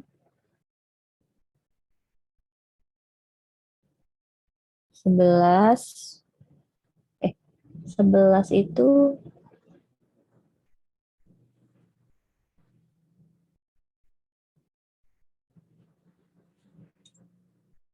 lain-lain yang 60 juta tadi ada ya? 60 juta. Terus apalagi yang lain-lain? 100 juta.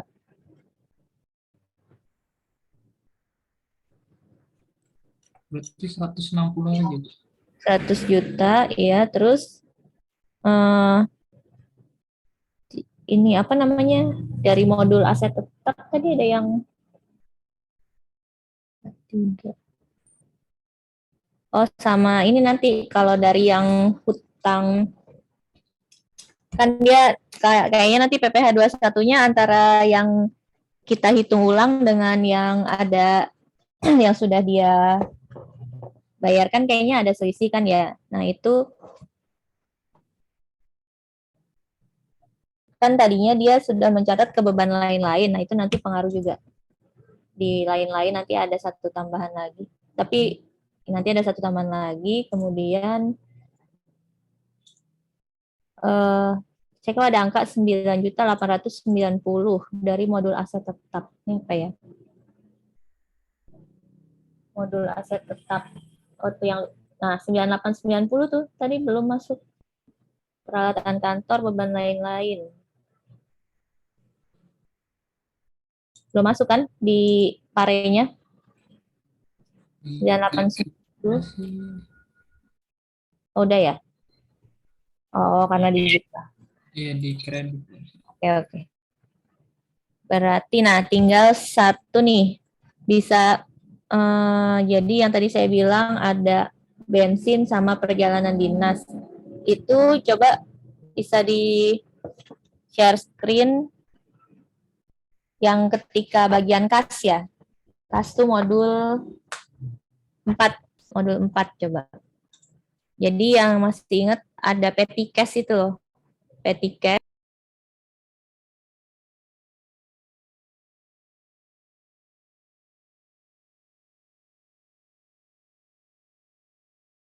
Ya, ini kan agak bersambung-sambung karena memang praktikum ya. Jadi modulnya juga saling terkait. Tapi kalau untuk UAS kan nggak mungkin sebanyak ini nyambung-nyambungnya ya.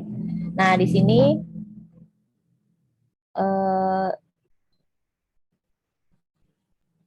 petty cash voucher, coba ke bawah lagi. Nah, di situ ya, petty cash voucher, kas kecil belum diisi kembali. Jadi biaya apa namanya? Ini kan udah keluar ya kayaknya. Biaya-biaya ini kan sudah keluar pakai petty cash. Kemudian sepertinya ini dulu belum di kan ketika awal ini kan sistem apa impres ya katanya ya, dana tetap ya. Jadi kan awalnya ya sudah menyisihkan pakai nama misalkan petty cash gitu ya. Petty cash pada bank mungkin kan awalnya. Nah, cuman petty cash itu dipakai untuk apa aja? Ini kan kayaknya dulu belum dirinci gitu ya, belum di jurnal nih untuk kebutuhan apa saja. Nah, artinya padahal di sini kan ada untuk uang muka perjalanan, itu kan masuk ke perjalanan dinas misalkan gitu ya. Kemudian ada nah atensi ini juga ada yang tahun 18, ada yang tahun 19 ya. Jadi kita untuk yang koreksi nanti ini yang tahun 18 saja. Jadi seingat saya ini dulu belum di jurnal gitu maksudnya ya untuk pengakuan petty cash itu habis untuk apa saja. Nah, untuk yang tahun 2018 ada perjalanan dinas, ada parkir, ada bensin. Nah, jadi ini dimasukkan juga ya ke beban operasional. Yang perjalanan dinas sama parkir itu mungkin bisa jadi satu, jadi 80 ya. Yang 20-nya kan bensin ada sendiri nih. Nah, yang 20 juga bisa disendirikan. Jangan lupa kalau mau dibuat jurnalnya berarti perjalanan dinas akomodasi pada petty cash gitu ya. Petty cash ada nggak sih nama akunnya petty cash? Ada kan? Kas kecil ya, seperti itu. Kemudian yang satunya bensin ya, biaya bensin pada petty cash gitu ya. Nah, ini ditambahkan di pare yang tadi Nanda. Berarti bensinnya 20.000 ya, Bu? Ya. Jadi yang hanya yang 8 tahun 2018 saja ya.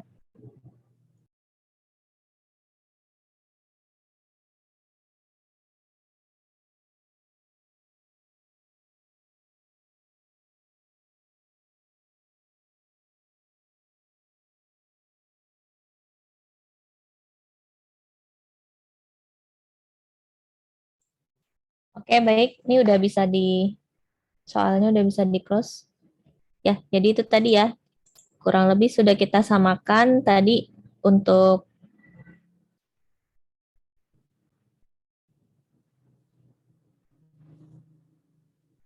apa parenya ya.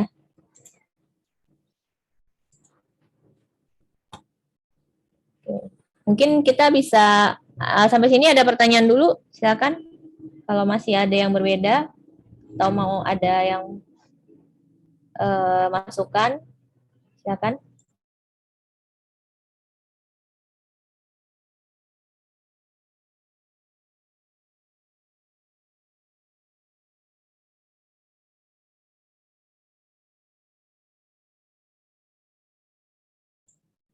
Oke, kalau nggak ada kita mungkin istirahat sekitar 10 menit ya.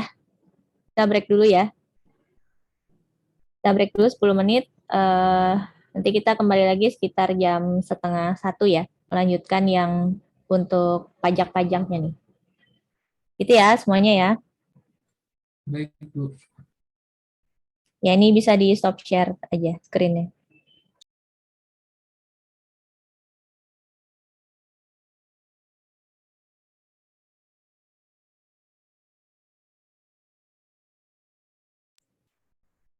Baik, kita tunggu dulu kali ya. Bisa diingatkan lagi, saya udah tulis di WA ya. Bisa dimulai lagi.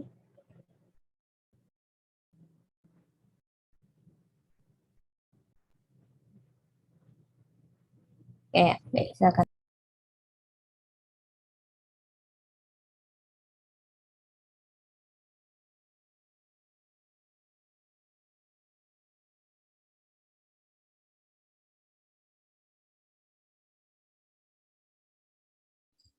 Baik, saya akan lanjutkan pada schedule M21 ini merupakan penjabaran perhitungan PPh 21 yang berisi informasi terkait nama karyawan, masa kerja, penghasilan tidak kena pajak, penghasilan kena pajak, dan PPh 21. Namun di sini kami menjabarkan lebih detail lagi perhitungan PPh 21 tiap karyawan. Nah, sebelum masuk ke rinciannya, di sini saya menekankan terlebih dahulu terkait perbedaan PTKP wajib pajak lajang atau tidak kawin dengan PTKP wajib pajak kawin. Bisa ke bawah, Nanda? Ya. Nah, untuk wajib pajak lajang yang tidak memiliki tanggungan atau TK0, PTKP yang dihitung adalah dirinya sendiri, yaitu sebesar 54 juta. Nah, kemudian untuk yang memiliki tanggungan ditambah 4.500.000 per satu tanggungannya. Nah, begitu juga seterusnya untuk TK2 dan juga TK3. Dan selanjutnya untuk wajib pajak kawin dan belum memiliki tanggungan, itu PTKP yang dihitung adalah PTKP diri sendiri beserta status kawinnya, yaitu 54 juta ditambah 4.500.000, itu sebesar 58.500.000. Kemudian sama seperti perhitungan sebelumnya, yang memiliki tanggungan ditambah 4.500.000 setiap satu tanggungannya, dengan jumlah maksimal tanggungan yang diizinkan adalah 3 tanggungan. Nah, kemudian bisa ke atas lagi untuk perhitungannya. Yang pertama itu karyawan atas nama Diestri. Nah, dengan masa kerja Januari sampai Desember atau 12 bulan dengan status K1. Nah, penghasilan brutonya yaitu sebesar 180 juta. Dapat dilihat pada buku 1 halaman 172. Kemudian THR-nya sebesar 15 juta. Maka diperoleh total penghasilan brutonya sebesar 195 juta dari penghasilan bruto per tahun ditambah dengan THR. Kemudian pengurang pajak yang perlu dihitung adalah biaya jabatan, di mana biaya jabatan maksimal yang ditetapkan adalah sebesar 6 juta. Nah, selanjutnya ada perhitungan BPJS. Iuran ini adalah iuran kesehatan yang wajib dibayarkan sendiri dan dianggap sebagai pengurang penghasilan bruto yang ditetapkan rate-nya yaitu sebesar 3,7% dikalikan total penghasilan brutonya. Dapat juga dilihat pada buku 1 halaman 208 terkait bukti pemotongan pajak penghasilan pasal 21 atas nama Diestri. Maka didapatkan penghasilan netonya sebesar 181.785.000. Kemudian terkait PTKP tadi itu seperti yang telah saya jelaskan di awal, status K1 itu sebesar 63 juta. Maka diperoleh penghasilan kena pajaknya sebesar 118.785.000. Selanjutnya untuk perhitungan PPh 21 itu berlaku lapisan tarif penghasilan kena pajak seperti yang terlihat pada layar, bisa ke bawah. Nah, itu ada lapisan penghasilan kena pajak dengan tarif pajaknya. Untuk RP 0 sampai dengan 50 juta itu terkena tarif pajak sebesar 5%, kemudian 50 juta sampai dengan 250 juta itu sebesar 15%, kemudian 250 juta sampai dengan 500 juta sebesar 25%, dan lebih besar dari 500 juta sebesar 30%. Bisa ke atas lagi? Ya. Maka untuk karyawan di Diestri itu diperoleh PPh 21 sebesar 12.817.750, yang mana terdapat selisih dengan pencatatan klien atau PT Sugus. Nah, untuk perhitungan selanjutnya karyawan-karyawan di bawahnya juga sama, dan ternyata untuk karyawan Yadi juga terdapat selisih antara perhitungan auditor dengan klien atau PT Sugus. Jika di total PPh 21 menurut auditor adalah sebesar Rp19.940.250. Sedangkan menurut klien atau PT Sugus itu adalah sebesar Rp28.580.250. Nah, untuk jurnal koreksinya nanti akan dijelaskan lebih lanjut di schedule M2. Mungkin sebentar ya Lena. Kalau yang di STRI itu dia apa namanya? Statusnya memang K1, tapi wanita gitu ya, perempuan ya. Perempuan K1, PTKP-nya betul 63 ya? Karena di keterangan di buku 1 itu Bu, di halaman berapa ya? Di halaman sebentar Bu. Ya, halaman 172 ya maksudnya ya? Iya, itu keterangannya K1 Bu. Cuman kalau yang di bukti potongan pajak itu dia ditulisnya TK0 Bu. Jadi sebenarnya saya juga masih bingung Bu, karena dia kan wanita. Jadi bingung juga asumsinya yang mana gitu, yang mana. Iya. Saya agak lupa-lupa ingat. Kalau wanita itu dia kan cuman diri dia doang gitu ya? Kecuali apa sih? Dia ada syarat-syaratnya nggak sih kalau dia mau dapat PTKP?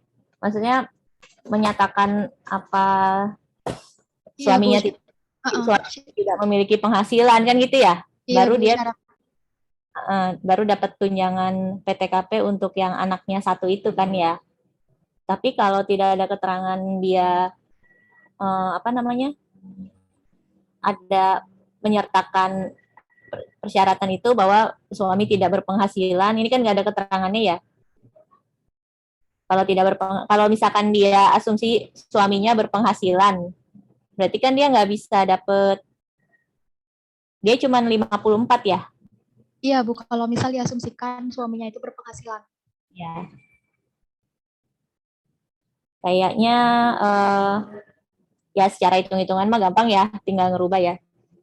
Cuman karena tidak ada, ini harus kesepakatan sih, biar nanti nggak beda-beda ya di ujungnya. Tidak ada keterangan, memang dia tulisannya K1, tapi di SPT-nya juga dia dianggap, suaminya dianggap berpenghasilan gitu ya. Ya kan, makanya dia cuma 54. Mungkin coba kalau saya sih lebih prefernya karena tidak ada keterangan lebih lanjut ya bahwa dia suaminya dinyatakan tidak berpenghasilan dan sebagainya gitu ya. Ditambah yang di SPT ya, SPT bisa jadi memang salah juga sih si klien ya. Tapi di situ 54. Kalau saya yang istrinya mungkin bisa diasumsikan dia berarti 54 aja PTKP-nya gitu ya. Dianggap dia suaminya berpenghasilan. Berarti kalau seperti itu yang salah tinggal Yadi kan ya? Iya Bu, benar. Oke. Mungkin seperti itu dulu. Nanti kan pengaruh soalnya ya nanti ke berapa yang kurang atau lebih pengakuan dan sebagainya. Mungkin asumsinya gitu dulu aja kali ya. Yang lain gimana? Atau kalau misalkan semuanya rata-rata sudah pakai 63, berarti kan ya nggak apa-apa, disepakatin aja. Kelompok yang lain gimana? Di STRI ini PTKP-nya?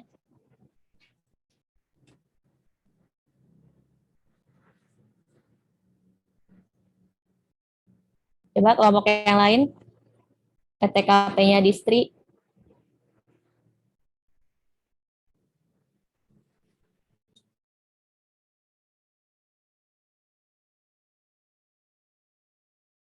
Oh, nggak ada yang respon nih. Izin Bu, kalau kelompok 2 masih pakai yang K1 untuk distri. Kalau K1 perempuan berapa sih? 63 itu? Iya Bu, masih yang 63. Oke, yang ini tadi kelompok berapa? Debbie kelompok berapa? Yang lain, kelompok lain? Saya kelompok 2 Bu tadi. Debbie kelompok 2. Kelompok 1 gimana?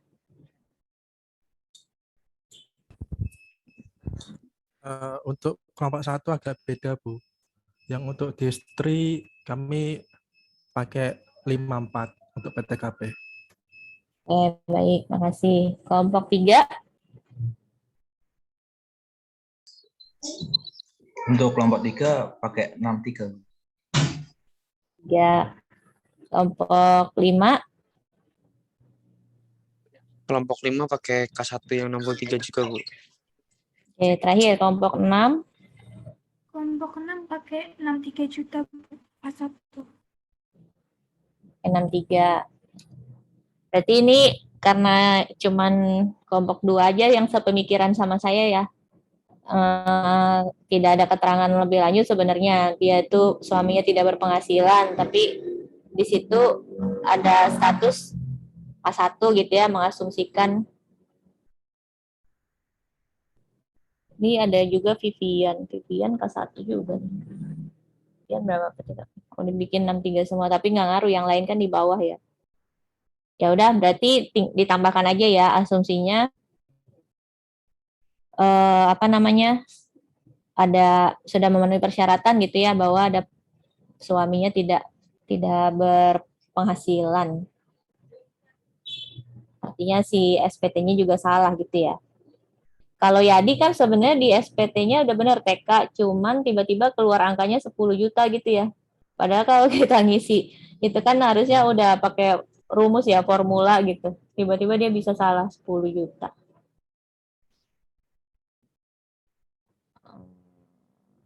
Ya deh, ya udah nggak apa-apa pakai yang 63, tapi ini ya diingat-ingat ya, notes-nya itu dia bisa dianggap 63 itu sebenarnya ada syarat tambahannya kan, seperti itu ya. Baik, silakan dilanjut. Helena, berikutnya siapa?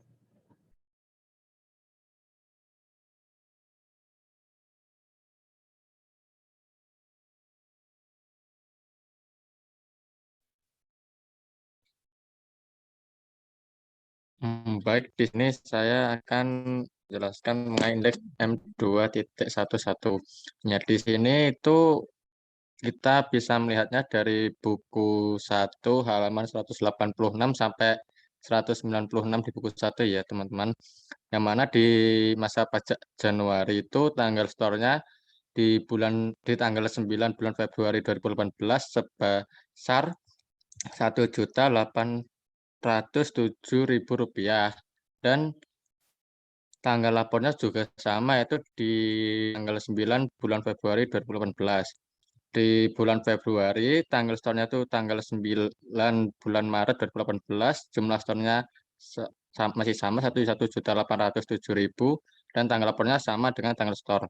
Di bulan Maret itu tanggal store-nya 10 April 2018, jumlah yang di-store-kan masih sama seperti bulan kemarin, tanggal lapornya juga sama dengan tanggal store-nya. Di bulan April tanggal store tanggal 7 bulan Mei 2018 sebesar 1.807.000, tanggal lapornya masih sama dengan tanggal store. Di bulan Mei tanggal store-nya itu 8 Juni 2018 sebesar 1.807, tanggal lapornya juga sama dengan tanggal store. Di bulan masa pajak bulan Juni itu tanggal store-nya 9 Juli 2018 sebesar 1.807. Tanggal lapornya juga sama dengan tanggal store. Di bulan Juli masa pajaknya itu tanggal store-nya 9 Agustus 2018 sebesar 1.807.000. Tanggal lapornya masih sama dengan tanggal store. Di bulan Agustus tanggal store-nya itu 10 September 2018, jumlah yang di store 1.807.000. Tanggal lapornya masih sama dengan tanggal store. Masa pajak bulan September tanggal store-nya 10 Oktober 2018 sebesar 1.807. Tanggal lapornya juga sama dengan tanggal store-nya. Oktober di tanggal 9 bulan November 1.807. Tanggal lapor dan tanggal store sama. November tanggal store-nya 10 Desember 2018. Jumlah yang di-store-kan juga 1.807. Tanggal lapornya tetap sama dengan tanggal store. Lalu ditotalkan jumlah masa pajaknya, jumlah yang dilaporkan itu 19.877.000. Sekian, Bu. Jadi total ini kan yang tadi di Kalau di neraca saldo apa tadi ya? Masuk akun apa tadi? Lain-lain ya. Yang 19,8 ini ya. Baik, silakan dilanjut. Siapa? Masih SBR atau yang lain? Saya, Bu. Oke, selanjutnya kita akan membahas tentang utang pajak PPh 21. Ya, silakan. Di sini perkalian hasilnya sebesar 28.580.250, sedangkan per audit yang benar itu seharusnya adalah 63.250, sehingga parenya harus didebit sebesar 28.517.000. Angkanya itu berasal dari PPh 21 yang terutang, yang menurut KKP itu sebesar 19.940.250, dikurangi dengan PPh 21 yang sudah dibayar sebesar 19.877.000, sehingga hasilnya adalah 63.250. Nah, sedangkan menurut tes sukus yang terutang adalah sebesar 28.580.250, sedangkan yang dibayar juga sama 19.877.000, sehingga PPh 21 yang belum dibayar sebesar 8.703.250. Nah, di sini terdapat selisih antara KP dan PT Suku sebesar 8.640.000. Agak ke atas, tolong Nanda. Selanjutnya, utang pajak PPh 23. Ini perlu dipare kredit sebesar 400.000. Ini berasal dari PPh 23 jasa akuntan sebesar, jasa akuntannya sebesar 20 juta dikalikan 20% sehingga hasilnya 400.000. Selanjutnya, utang pajak PPh 25 dan 29. Perkalian sebesar 983.066.800. Sedangkan yang benar menurut per audit adalah 625.627.892. Ini berasal dari e-billing 45 juta ditambah SPT badan, sehingga hasilnya 425.627.000 sekian, sehingga perlu dipare debit sebesar 357.438.908. Untuk PPN keluaran menurut klien sebesar 17.806.503. Lalu terdapat koreksi debit sebesar 3 juta. Ini berasal dari jurnal di bawah, agak ke bawah tolong Anda. Nah, ini berasal dari PPN keluaran yang kita ambil dari modul 2 di modul sebelumnya, 1 juta dari PT Krakatau dan 2 juta dari PT Sejahtera. Tolong agak ke atas lagi Anda. Nah, selanjutnya terdapat juga utang PPh pasal 4 ayat 2. Ini sebesar 5 juta. 5 juta ini 3 juta berasal dari PT Vitawilen dan 2 juta dari Pak Haryo. Ini terdapat dari modul sewa. Lalu selanjutnya terakhir adalah utang pajak PPN KMS. Ini berasal dari tolong agak bawah lagi Nanda. Yang jurnal paling bawah. Nah, ini berasal dari utang pajak PPN KMS, ini kegiatan membangun sendiri yang berasal dari modul 7 schedule C. Selanjutnya kita ke jurnal koreksi. Yang pertama adalah untuk mencatat terhadap penyesuaian atas utang PPh 21 yang sudah dibayar. Jurnalnya adalah utang PPh 21 debit dan kreditnya kas. Nilainya sebesar 19.877.000. Yang kedua adalah untuk mencatat kelebihan perhitungan PPh 21, sehingga jurnalnya adalah debit utang PPh 21 dan kreditnya beban gaji sebesar 8.640.000.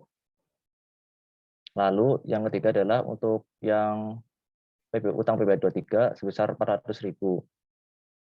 Debitnya adalah beban lain-lain dan kreditnya adalah utang PPh 23.